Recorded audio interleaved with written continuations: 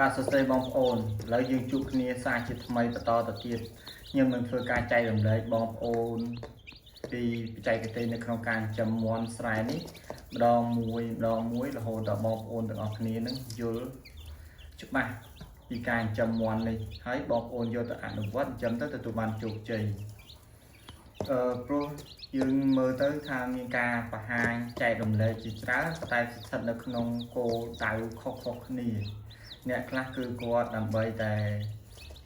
ការចូលមើលឬក៏ដើម្បីរកលុយរបស់ពួកគាត់ប៉ុន្តែមិនជាថ្មីទេបងប្អូនធ្វើការសម្រេចចិត្តយកទៅគិតពិចារណាដោយខ្លួនឯងថាតើមួយណាដែលបងប្អូនគិតថាវាល្អត្រឹមត្រូវតោះឥឡូវយើងចូលទៅក្នុងចំណុចពិសេសក្នុងថ្ងៃនេះជាមួយខ្ញុំទាំងអស់គ្នាបងប្អូនដើម្បីឲ្យកូនមាន់ទាំងអស់គ្នានឹងវាញាស់មកវាសុខភាពល្អរឹងមាំនេះកូនមាន់ដែលទៅតែដាក់ចុះពីសម្បុកបងប្អូនគឺវាមានសភាពផ្លុះរឹងមាំល្អណាស់បងប្អូនឃើញទេហើយអ្វីដែលសំខាន់ដែលបងប្អូនមើលឃើញនៅពេលនេះគឺថាកូនមាន់ទាំងអស់គឺជើងវាល្មៀតបែកល្មៀតខ្លាំងបងប្អូនឃើញទេនេះណាគឺវាល្មៀតសាហាវល្មៀតខ្លាំងមែនតើហើយធំខ្លាំងណាស់នេះបងប្អូនមើលនេះឃើញទេធំខ្លាំងមែនតើអញ្ចឹងសួរថាតើធ្វើដូចម៉េចដើម្បីឲ្យកូនមាន់យើងឆ្លុះរឹងមាំសុខភាពល្អហើយខ្ញុំចង់ប្រាប់បងប្អូនថានៅសុកហ្នឹងបងប្អូនមិនមែនកូនមាន់យើងញាស់មកទាំងអស់គ្នាឲ្យតែអ្នកចិញ្ចឹមមាន់មកបានល្អអញ្ចឹងទេគឺតែសម្រាប់ពេលខ្លះទៀតវាជាការចៃដន្យឬក៏យើងហៅថាហេងសូយណាក៏គាត់ចិញ្ចឹមញាស់ទៅល្អនៅពេលណាដែលគាត់វាមានអាកាសធាតុសមស្របណាមួយហេងទៅគាត់ក៏ញាស់មកបានល្អអញ្ចឹងទៅប៉ុន្តែយើងអត់ចង់និយាយហេងសូយឬក៏ថាមួយឈុតពីរឈុតទេយើងខ្ញុំចង់និយាយឲ្យបងប្អូនទាំងអស់គ្នាធ្វើបានអញ្ចឹងរហូតតែម្ដងអញ្ចឹងថ្ងៃនេះខ្ញុំនឹងបញ្យល់បងប្អូនឲ្យបានច្បាស់ហើយបងប្អូនដែលមានកូនមាន់ញាស់មកតូចខ្សោយបងប្អូនអាចសាកល្បងធ្វើការកែប្រែបងប្អូនដើម្បីឈានទៅទទួលបានលទ្ធផលល្អនេះដូចបងប្អូនកំពុងតែឃើញអញ្ចឹងបងប្អូនឃើញនេះឃើញទេគឺវារឹងមាំផ្លោះរឹងមាំអញ្ចឹងហ្មងនេះបងប្អូនមើលនេះណាហើយដើម្បីចូលដល់ចំណុចនេះខ្ញុំចង់និយាយថាកូនមាន់ញាស់ចេញមកពីសុទ្ធរបស់មេរបស់វាអញ្ចឹងសុទ្ធវាមានសុទ្ធដែលមានគុណភាពនិងសុទ្ធអត់គុណភាពអញ្ចឹងសុទ្ធដែលមានគុណភាពមានពីរទៀតវាអាចសុទ្ធនឹងតូចសុទ្ធនឹងធំអញ្ចឹងបើសុទ្ធតូចញាស់មកកូនតូចបើសុទ្ធមកធំញាស់មកកូនធំប៉ុន្តែបើសុទ្ធមិនមានគុណភាពវិញវានឹងញាស់វាពោមកគឺវាមានសភាពមិនមានគុណភាពនឹងចង់និយាយថាបែបម៉េចវាក្រើមវាក្រាស់ខ្លាំងក្រើមផ្សេងក្រាស់ខ្លាំងផ្សេងហើយស្ដើងខ្លាំងជាការមានវាហើយអាទាំងអស់ហ្នឹងភាគច្រើនវាមិនសូវញាស់ទេហើយប្រសិនបើជាវាញាស់មកបងប្អូនក៏សុខភាពវាអត់សូវល្អដែរវាអាចមានការពិការកវិញកវងវាអាចមានខ្វាក់ភ្នែកចិត្តភ្នែកវាចង់ឲ្យថាផ្សិតវានៅចំកណ្ដាលខ្លួនវាឬក៏ញាស់មកអត់ដាច់ផ្សិតល្អវាមានច្រើនករណីទៅទៀតខ្ញុំរៀបរាប់ប្រាប់បងប្អូនអត់អស់ទេជាការមកហ្នឹងញាស់មកហ្នឹងវាចំពុះស៊ីចំណេះកើតទេអញ្ចឹងបងប្អូនត្រូវដឹងថាបើសិនជាសុទ្ធមិនមានគុណភាពកូនញាស់មកក៏មិនល្អដែរអញ្ចឹងអាសុទ្ធដែលមានគុណភាពវាមានពីរគឺតូចហើយនិងធំអញ្ចឹងយើងយកចំណុចហ្នឹងយកមកនិយាយកសិករខ្ញុំចង់និយាយថាទាំង10ទាំង10 100ទាំង100នៅពេលដែលសួរថាចង់ឲ្យកូនមាន់ញាស់មកបានល្អអត់ប្រកាសថានឹងចង់បានល្អចង់បានធំអញ្ចឹងហើយអញ្ចឹងសួរថាបើចង់បានអញ្ចឹងតើយើងត្រូវធ្វើម៉េចខ្ញុំបាននិយាយប្រាប់បងប្អូនពីខាងលើមិញហើយថាបើសិនជាសុទ្ធនឹងសុទ្ធដែលមានគុណភាពនឹងពោមកវាតូចកូនញាស់មកក៏តូចបើសុទ្ធនឹងធំវាញាស់មកក៏ធំដែរគឺវាត្រូវតែអញ្ចឹងហើយដើម្បីឲ្យសុទ្ធនឹងញាស់មកធំនោះវាត្រូវតាក់ទងទៅនឹងកត្តា3ទៀតណាបងប្អូនដើម្បីឲ្យសុទ្ធវានឹងធំពោមកធំវាត្រូវតាក់ទងនឹងកត្តា3ចុះយើងថាចង់ឲ្យកូនមាន់នឹងផ្លោះរឹងមាំធំល្អ វាតកតងជាមួយនឹងសុទ្ធតែធំសុទ្ធតែមានគុណភាពធំអញ្ចឹងធ្វើម៉េចឲ្យសុទ្ធតែមានគុណភាពនឹងធំអញ្ចឹងវាត្រូវតកតងទៅនឹងកត្តា3ហើយនេះខ្ញុំចង់បញ្ជាក់បងប្អូនខ្ញុំសូមនិយាយដែរណាវាតកតងនឹងកត្តា3ទី1គឺសុខភាពរបស់មេមាន់អញ្ចឹងបើមេមាន់វាសុខភាពមិនល្អវាអត់សូវស៊ីចំណីវាអត់សូវផឹកទឹកក៏ពេលតកតងទៅនឹងការផ្ដល់គុណភាពឬក៏ការផ្ដល់សុទ្ធដែរជាការវាស៊ីចំណីវាអត់សូវស្រួលខ្លួនវាមានតាណាទៅពងមកឲ្យយើងកើតហើយវាអត់សូវស្រួលខ្លួនវាអត់សូវស៊ីវាអត់សូវផឹកវាអាចពងអាក់ទៅតាមនឹងអញ្ចឹងហើយបើវាពងមកក៏ពងមកតូចពងមកអាចបើសុខភាពប៉ះពាល់សុខភាពខ្លាំងវារលូតឬក៏វាអញ្ចឹងតែម្ដងអាហ្នឹងដែលយើងអាចមើលថាអូមាន់យើងវាមានបញ្ហាយើងត្រូវធ្វើការឆែកត្រួតពិនិត្យមើលសារឡើងវិញថាតើវាដោយកត្តាអីយើងគ្រើប្រើតាមអីណាអាហ្នឹងអញ្ចឹងអាហ្នឹងហើយដែលសុទ្ធនោះយើងអាចបង្ហាញពីមូលហេតុឬក៏ឬគល់ដែលអាចឲ្យយើងនឹងឈានទៅធ្វើការសន្និដ្ឋានបាននៅត្រង់ចំណុចខ្លះមិនថាទាំងអស់ទាំងស្រុងទេហើយសួរថាធ្វើម៉េចដើម្បីឲ្យមាន់យើងនឹងវាមានសុខភាពល្អចឹងវាតកតងទៅនឹងការការពារនិងការព្យាបាលរបស់យើងណាដើម្បីឲ្យមាន់យើងមានសុខភាពល្អវាតកតងទៅនឹងការការពារនិងការព្យាបាលការពារវាមានការពារដោយវ៉ាក់សាំងការពារដោយថ្នាំនៅពេលដែលមានអាកាសធាតុបំរែបំរួលក្តៅឬក៏ត្រជាក់អញ្ចឹងណាបងប្អូនហើយចំណុចទី2សំខាន់ទី2គឺយើងខ្ញុំចង់និយាយប្រាប់បងប្អូនថាគឺទៅលើចំណុចចំណីវាមាន2ប្រភេទចំណីឧស្សាហកម្មនិងចំណីបែបធម្មជាតិឬក៏យើងយកធម្មជាតិលាយឧស្សាហកម្មអាហ្នឹងក៏នៅយើងថាចែកតែ2បានដែរថាជាចំណីធម្មជាតិចុះណាឧស្សាហកម្មហើយនិងធម្មជាតិចំណីឧស្សាហកម្មបងប្អូនត្រូវដឹងថាវាមានច្រើនណាស់ច្រើនក្រុមហ៊ុនណាស់ហើយយើងមិនបានដឹងថាចំណីណាមួយល្អទេបើសិនជាបងប្អូនទើបតែប្រើដំបូងនឹងជាទូទៅគឺបែបហ្នឹងបងប្អូនការពិតគឺវាអញ្ចឹងចឹងសួរថាធ្វើម៉េចយើងត្រូវជ្រើសរើសវាឲ្យបានល្អត្រូវធ្វើម៉េចអញ្ចឹងយើងត្រូវមើលទៅលើចំណុចអីជាទូទៅក្រុមហ៊ុនវាមានជំនាញរៀងខ្លួនរបស់គេណាបងប្អូនមិនមែនថាក្រុមហ៊ុនទាំងអស់ធ្វើមកបានល្អទាំងអស់ទេហើយគោលដៅរបស់ក្រុមហ៊ុនផ្សេងគ្នាទៀតក្រុមហ៊ុនខ្លះគេផ្ដោតទៅលើគុណភាពខ្លាំងជាងគេពង្រឹងខ្លាំងគេត្រួតពិនិត្យគេមានឡាបូគេត្រឹមត្រូវណាក្រុមហ៊ុនខ្លះគាត់ថាផលិតឲ្យតែបានមកលក់ដើម្បីប្រកួតប្រជែងយកតម្លៃយកទីផ្សារដើម្បីយកបរិមាណហ្នឹងគឺតកតងធ្វើមកតម្លៃទៀតដល់ពេលតម្លៃទៀតគាត់ភ្លេចគិតទៅនឹងគុណភាពក៏មានអញ្ចឹងអាហ្នឹងខ្ញុំមិននិយាយជាទូទៅទេខ្ញុំចង់និយាយថាវាមានជួបអញ្ចឹងបែបហ្នឹងអញ្ចឹងចំណីឧស្សាហកម្មយើងត្រូវគិតទៅលើចំណុចអ្វីទីមួយគឺថាមពលប្រហែលគីឡូកាឡូរីក្នុង1គីឡូជាទូទៅវានៅចន្លោះពី2700ទៅ2800ណាតាមក្រុមហ៊ុនឬលើសនឹងតិចតួចតាមហ្នឹងណាបងប្អូនហើយមួយទៀតគឺប្រូតេអ៊ីនសួរថាប្រមាណភាគរយជាទូទៅចំណីមេពងយើងពងតែនិយាយពីថាធ្វើម៉េចឲ្យសុទ្ធហ្នឹងវាធំណាអញ្ចឹងយើងតកតទៅនឹងចំណុចចំណីមិញនេះអញ្ចឹងចន្លោះពី17ទៅ18%ហើយចំពោះកាល់ស្យូមគឺវាចន្លោះពី3ទៅ4%ហើយបើខ្លាំងពី3ក៏ទៅ4%ដែរហើយសំណើមគឺ13%ប៉ុន្តែប៉ុណ្ណឹងវាអត់ទាន់គ្រប់គ្រាន់ទេគេអាចសរសេរបានគេអាចចេះតែដាក់បានក្នុងករណីខ្លះណាបងប្អូនវាមិនថាគ្រប់ក្រុមហ៊ុនអញ្ចឹងទេអញ្ចឹងក្រៅពីយើងមើលលើនឹងហើយយើងត្រូវការយកសម្រាប់ចិត្តថាយកវាមកប្រើសាកល្បងចំណីហ្នឹងអញ្ចឹងនៅពេលដែលប្រើសាកល្បងយើងត្រូវធ្វើម៉េចទី1តើសភាពចំណីហ្នឹងវាមានសភាពខ្ទេចអាម៉ត់ដូចកន្ទក់ហ្នឹងច្រើនអត់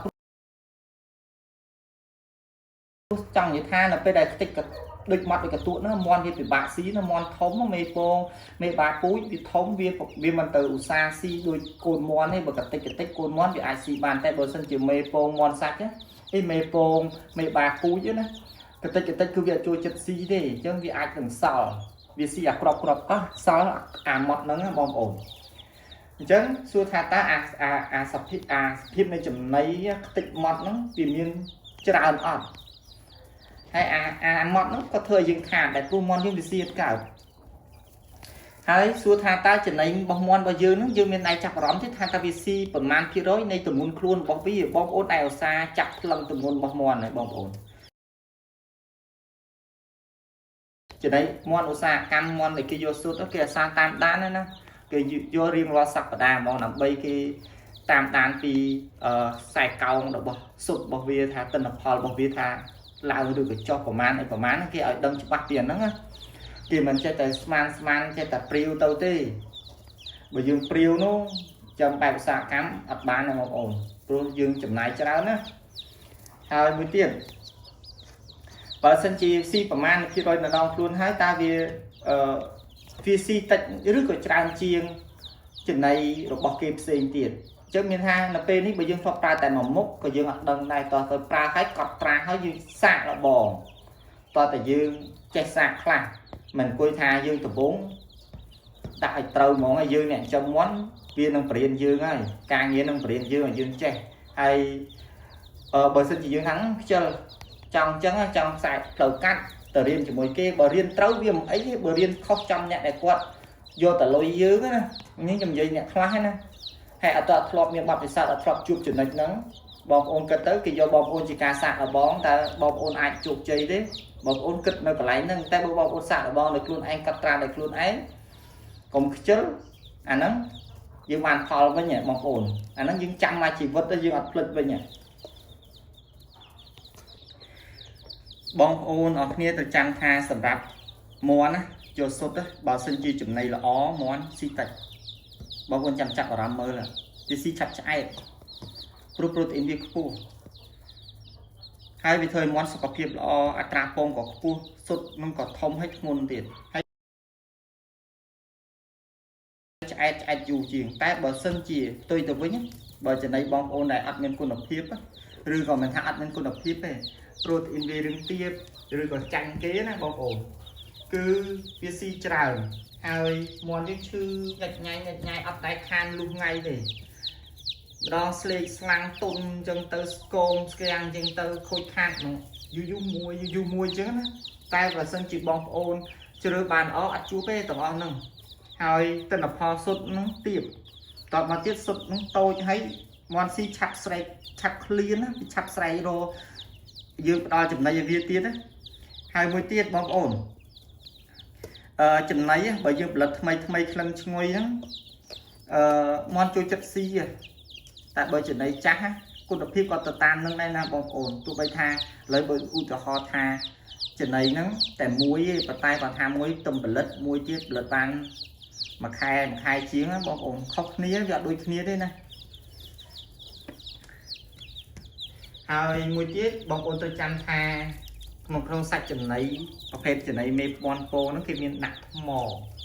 mò là bầy chui vía đó chẳng bà sân chi mò nó trả hơn bom ôn sạc cất lại nó bom ôn sạc cất mà nè đúng chừng này nó tạch để toàn này bom ổn chừng đấy nó tạch để chứ bom ôn tinh chừng đấy bom ôn nó sạc mơ phong đó sạc mơ chừng đất mơ thay chừng đấy bom ôn nó việc mạch mò nó tạch đi về trào nhé phòng nát cái miếng cầm đất bao kia đã thế và tay bờ sân chi kia chết tại đại bờ sân bao kia chết tại đại anh nó ăn mạch bình đấy chẳng dương châu đó chừng này mới tiết cư chừng này thoa mà chiết rư còn thay dương liên xa cam khăn chừng pua chừng này thoa mà chiết rư còn dương liên xa cam khăn nhưng trong các bong ôn thay chừng pua cung lập hiệp và dương về thì này phải chạy cái tế hết cung lập hiệp việc thay thế bong ổn đo khăn đo sao ấy hai mũi tiền bà sân chi cả lại dương châm nó khi kia thông sờ bố đây chừng này thoa mà chiết việc đây rồi với nhé nè mòn dương tạch túi tại bà sân chi mòn dương trao nó đi sờ bố chừng này mình cái đó vì siết group đây hai mươi tiết bà sân chỉ lại như sắp trong này nâng với món dương vì siết group rơi ca trăm ngày bỏ ví cái thời món dương scom sao ở sâu đơn món thì chẳng chụp buông món vô sốt đó bom ổn dương mình trừ ai cô lập hiệp chụp này nó prai pro khăn hay bom ổn ai chăm nơi chụp này lại nâng mua với bom ổn hai chụp này sầm khăn thì bấy cứ dương vậy thì ca trục krong bom ổn ca cột cốt vì chạy tôi nâng ca đo từng lư và thèm chỉ tu tới mình dừng bắt đầu tại tam thò mà chia ti trong như tha lầm lao ngày đẹp mà na tam tận áo phần nâng ngày lịch dịch lan mà nâng ti bọc ồn ai phanh vô và thèm tới tha tá việc bài na và tái nhóm nâng u tê ho bong ôn dối vô lại những từ kịch bình nhóm u tê ho thà bong ôn tự đăng tha reflect bó sạch slap để miền chẳng lại nếu nhóm dễ pi reflect bó sạch slap nguy cơ trong tham là về cắt xịt cái đầu nó về cắt xịt cái đầu tụ vào hòm đá việc sơ si chụp này thì rồi chăm đó từ chia sụp búa làm gì gì chẳng u tê ho thà bong ôn lại trên đây mong buồn mong trắng việc sơ si bằng ngày nào cái đầu kháng mong buồn mong trắng còn đâu từ cái đầu đây việc sơ si rồi cái việc si tịch và tại bong ôn lại trên đây pi đòn bật lá u tê ho thà u tê ho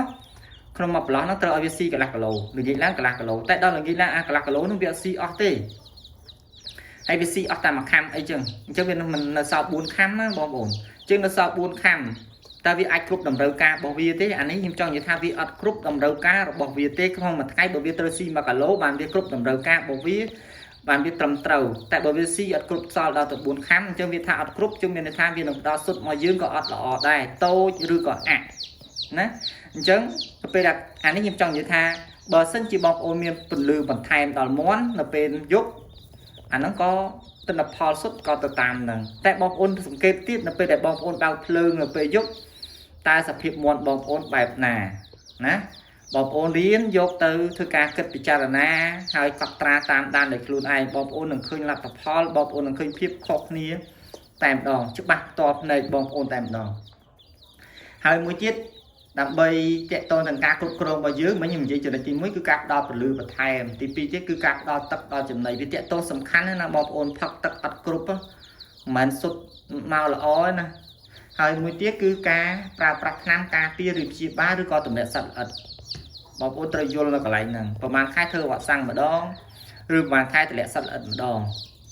chứ bờ sân chi vì rút tới vô chừng này tim mũi tha chạy tôi nông sọc hiệp bom muôn này chứ bờ sân chi vi sọc việc việc đó là sụt anh ấy chạy tôn ha bờ sân chi vi dương admin ban thôi ca tại lẽ sao là ất tê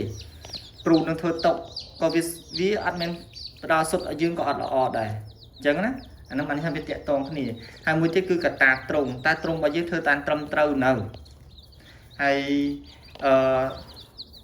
viên nó miền chỗ này xem chuyện tay hình trong tha nhầm cụ cho họ ca cục rồng ní và phần này chun bom ồn làm bây bom ồn ở này vô từ kịch bị tràn na và thèm tiết nó bom ồnហើយបើបងប្អូនស្ដាប់ហើយស្ដាប់ទៀតឲ្យបងប្អូនកត់ត្រាហើយយកទៅគិតបងប្អូននឹងទទួលបានពីទិន្នផលជាទីគាប់ចិត្តខ្ញុំជឿថាបងប្អូននឹងទទួលបានមែនព្រោះខ្ញុំនិយាយប្រាប់បងប្អូនគឺនិយាយពីចំណុចសំខាន់នៅក្នុងការចិញ្ចឹមតែម្ដងអត់វែងឆ្ងាយអត់ចង់និយាយថានិយាយពវៀងអីទេគឺនិយាយឲ្យចំចំណុចសំខាន់តែម្ដងបងប្អូនតែបើបងប្អូនជិលគិតហើយបងប្អូនចង់ទៅរៀនបងប្អូនត្រូវគិតថាប្រយ័ត្នរៀនខុសកន្លែងណាខ្ញុំមិនថាទាំងអស់គ្នានឹងខុសទេតែប្រយ័ត្នខុសកន្លែងទៅគេអត់ទាន់មានបទពិសោធន៍ផ្នែកនឹងផងឬក៏គេយកបងប្អូនជាការសាកល្បងគឺចាប់ហ្មងបងប្អូនខាតហ្មងបងប្អូនអាចសាកល្បងដោយខ្លួនឯងទៅយកអាការងារនឹងយកមកជាបទពិសោធន៍មេរៀនរបស់បងប្អូនទៅសាកត្រូវក៏ល្អសាកខុសយកជាបទពិសោធន៍របស់យើងណាកត់ត្រាតាមដានអញ្ចឹងទៅខ្ញុំគិតថាល្អជាងហើយសាកសួរគេខ្លះទៅវាល្អហើយបងប្អូនស្រាវជ្រាវព្រោះសម័យឥឡូវវាមិនពិបាកក្នុងការស្រាវជ្រាវទេណាហើយតែមានទូរស័ព្ទនោះយើងស្រាវជ្រាវបានណាហើយអញ្ចឹងចំណុចនេះគឺមានតែប៉ុណ្្នឹងបងប្អូនចាំជួបគ្នានៅវីដេអូក្រោយទៀតណាបងប្អូនអរគុណច្រើន